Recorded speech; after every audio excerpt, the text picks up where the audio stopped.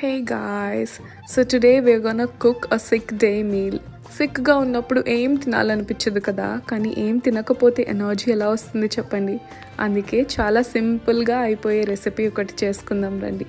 ఒక ప్యాన్ తీసుకొని ఆ ప్యాన్లో కొంచెం ఆయిల్ వేసుకొని ఆవాలు జీలకర్ర వేసి తర్వాత చాప్ చేసి పెట్టుకున్న గార్లిక్ అండ్ ఆనియన్ వేసి బాగా ఫ్రై చేయండి. అందులో కొంచెం సాల్ట్ అండ్ చిల్లీ పౌడర్ వేసి ఫ్రై చేయండి.